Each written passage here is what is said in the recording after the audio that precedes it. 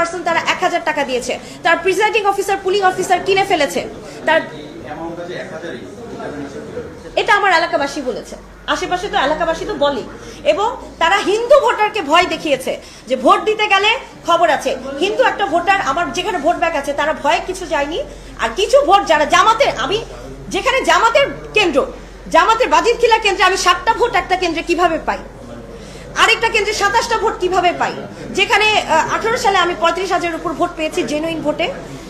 এবং শুধু তাই না, জামাতের যে পূর্ব অঞ্চল আছে সেই জায়গাটায় আমি দেখেছি ভোট কাস্ট খুব কম হয়েছে, শুধু জামাতের ভোটারদেরকে আনা হয়েছে, আমার ভোটারদেরকে ভয়ভীতি দিয়ে তাড়িয়ে দেওয়া হয়েছে।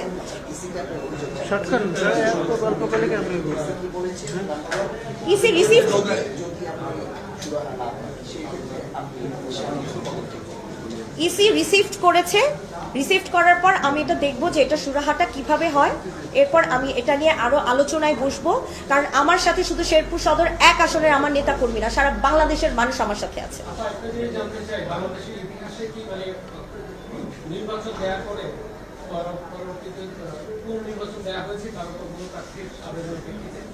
পুনর্নির্বাচনের কোনো ব্যবস্থা হয়তো বা হয়নি, তবে আমার শেরপুরে কি হয়েছে সেটি আমি আপনাদের সাংবাদিক ভাই বোনদের মধ্যে আমি হাত জোর করে রিকোয়েস্ট করছি, একজন নারী প্রার্থী হিসেবে আমার সম্মান ক্ষুণ্ণ করা হয়েছে, আমার রিজিক টান দেওয়া হয়েছে।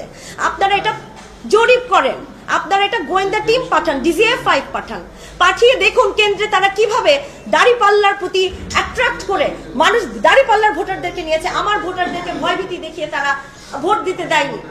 এই আমার রিজিক এভাবে টানার তো কারো কোনো ক্ষমতা নেই। এটা একটা লেভেল প্লেইং ফিল্ড হবে। আমার ডিসি আমাকে কোনো সহযোগিতা করেন, বারবার ফোন দিয়েছে, আমার কল রেকর্ড আছে, তিনি আমার ফোন কেটে দিয়েছেন, ফোন ধরেননি। ইউনেকে ফোন দেই, ইউনে বলে যখনই ফোন দিয়েছি তখনই বলছেন যে ঠিক আছে আমি দেখছি, দেখে একটি স্ট্রাইকিং ফোর্স পাঠায়, তারা 15 মিনিট দেখে, তখন ঠিক থাকে। স্ট্রাইকিং ফোর্স যখন অন্য কেন্দ্রে চলে যায়, আরেকটা কেন্দ্রে ঝামেলা শুনি, চলে যায় ওই কেন্দ্রটা ফাঁকা থাকে, ওই কেন্দ্রে এরকম করে। আমার মানুষগুলো কি পরিমাণ জখম হয়েছে আমার ফোনে সব আছে, আমি আপনাদের দেখাবো, ভিডিও রেকর্ড আছে।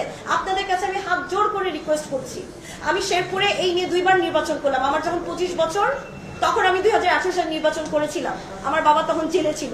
ধানের শীষের প্রতীক নিয়ে আমি এই দুইবারের মতো নির্বাচন করেছি। আমার জনপ্রিয়তা কি পরিমাণ এটা আপনারা সার্ভে করে দেখবেন।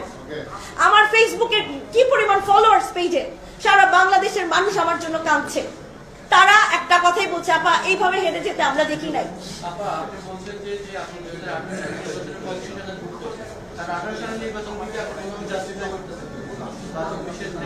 হ্যাঁ, কারণ 18 সালে তো নির্বাচন লেভেল প্লেইং ফিল্ড হয়নি, সত্যি কথা যেটা।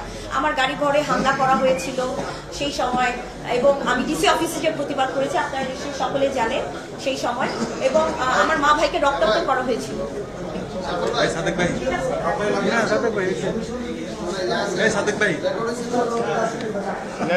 অবশ্যই আমি যাব, অবশ্যই আমি ন্যায়ের পক্ষে থাকবো।